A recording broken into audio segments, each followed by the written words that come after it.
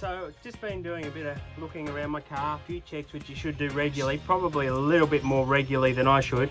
And I checked my clutch fluid here and it's looking mighty black. So I'm going to run through how to do a bleed and a flush on the clutch fluid. This one's your brake fluid on the 80 series Landcruiser. This one's your clutch fluid. So when you're doing the bleed, make sure that you're bleeding the correct one and putting the fluid into the correct one. We're doing the clutch, so we're going to use this one here. So we're down under the engine. This is what we're looking for here. This is the cylinder that operates your clutch. On the end here is a little plastic rubber cap. We need to remove that.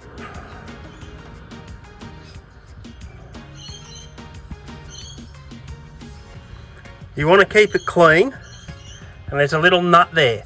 When we bleed, we're going to rotate this nut, which is going to allow the fluid to come out of the little bleeder valve here from the tank up the top. Before I do that, I want to take a little bit of the fluid out, if I can, from the top, and just so we're not bleeding as much through.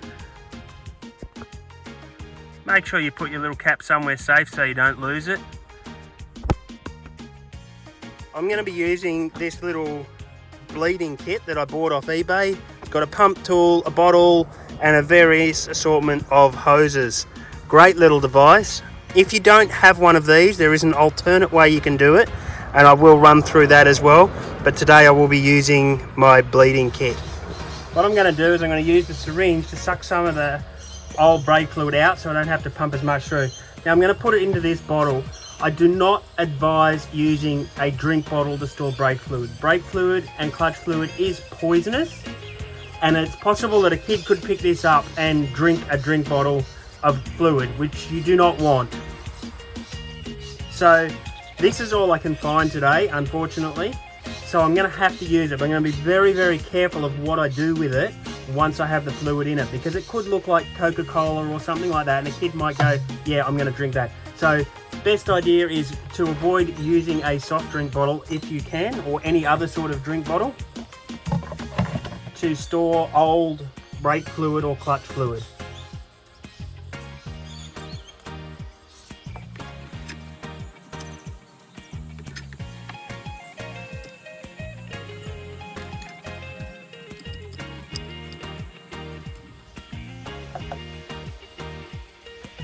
Okay, you can see how black that looks, and you can see how a child could mistake that for Coke. So be very careful of what you do. If you do use a drink bottle, I recommend not using a drink bottle. Something to remember when you're working with brake fluid is that it will very easily get air bubbles in it. So if you shake it up, so don't shake it, so carry it carefully, don't shake it. You don't want air bubbles forming in your fluid and getting into your system, which will compress, because the air will compress. Make sure you don't shake it, pour it very gently into your top tanks, and just take care of it. So because I don't want to completely empty it when I pump the new fluid through, I'm going to put a little bit of brake fluid in. I'm using nylon brake fluid and clutch fluid. So just fill that up again. And I'm going to come a little bit over full there so that I've got space when I suck it back through. Okay, so if you don't have a bleeding kit, don't worry, you can still do this at home. You need a piece of hose which you can pick up from Bunnings. You plug that hose onto the end of your bleeding valve, and then you'll run it down here and down and into your bottle, so you can collect the brake fluid at the end. What you'll do is you'll then use your spanner just to crack that nut so that the fluid will flow through. You'll need a second person sitting up in your car that will depress and hold your clutch pedal until you call out you have re-locked up that nut. Once you've re-locked up the nut, release the clutch pedal and depress it again. You can repeat this over and over until you see the clear fluid coming through the line and there is no bubbles inside that line.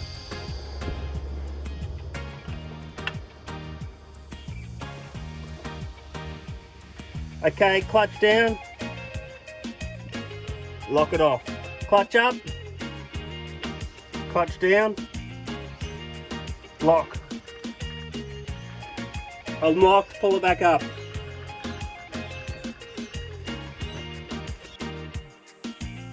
Now you may find that the clutch goes floppy and it won't push itself back up while doing this manually. So you may need to pull it back and pump it with your hand. So we unlock it, clutch down, lock it off, pull it up, clutch down. I'm going to switch to my brake bleeding kit because it's actually easier to do it with a brake bleeding kit, but that's how to do it if you don't have a brake bleeding kit. You just keep repeating that process over and over. Make sure that you check that your top tank is not running out of fluid. You need to keep topping up the top tank. We're going to switch to the bleeding system now. Thank you. Okay, so I've switched over to my system here, and you can see I've got a gauge which draws a vacuum from the cylinder and my little catch tank. So it's going to work very similar. I'll bring that up over there, it's a bit easier to see. It's going to work similar. What we do is we crack the bleeder valve up there, but then we just pump here, which pulls a vacuum, and you can see the vacuum there, and the fluid will start to pump through.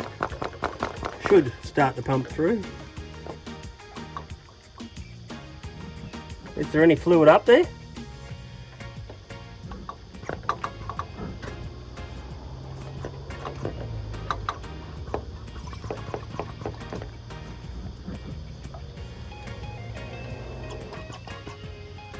Be careful, I'm under it.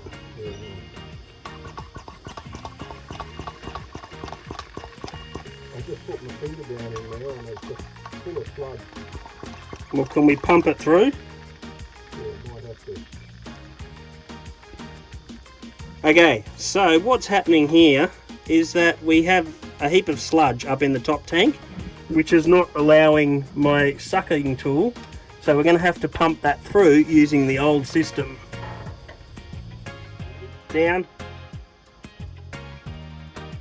Yep. The off. Pump. Off. Pump. Off. Pump. Off. How full's the thing? How full's the tank? So you can see how much fluid has just been pumped through with those few pumps. We're topping up the top tank. It's much easier if you have two people to do this job. Yep. Pump. Off. Pump. Off.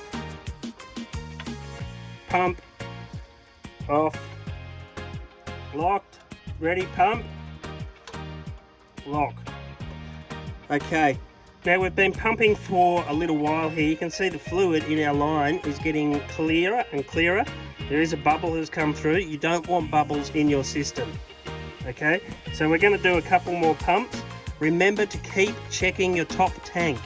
Otherwise you will run out of fluid and then you'll have a system full of air. Okay, ready? Pump. And lock. Pump. And lock. Okay, you can see here now that my line is nice and clear. I can't see any bubbles in it coming out of the system, so I'm going to lock that up nice and tight. And if the person in the car pushes on the clutch, can you push on the clutch please?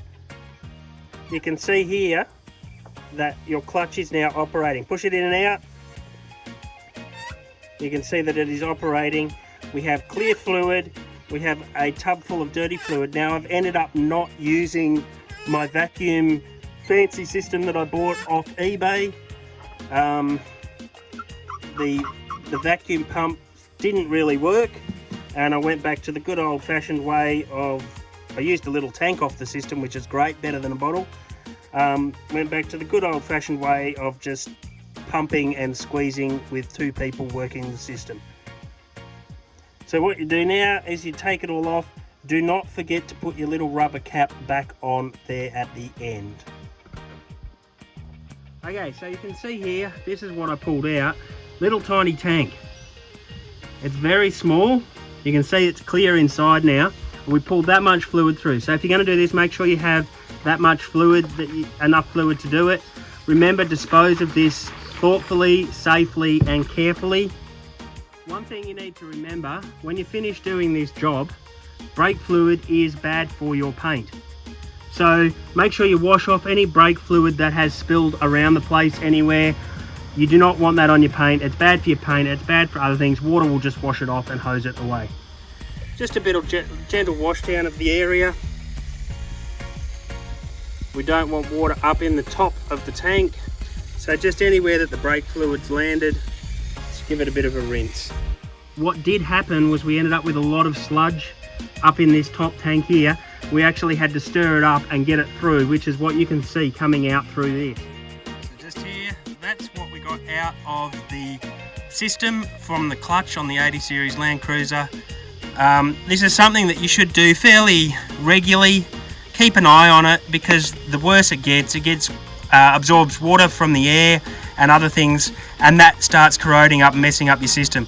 So something that you should keep an eye on, something that you should do, not super hard. Only took me about an hour and a little bit to do this. So guys, give it a go at home. I did find out that it was actually, to do the clutch, it was easier just to do it the old-fashioned way with a bit of hose. You can pick that up from Bunnings. 2 people, put on the clutch, squash, squash, squash, pump it through, give it a shot. Have fun out there, guys, 4-wheel driving.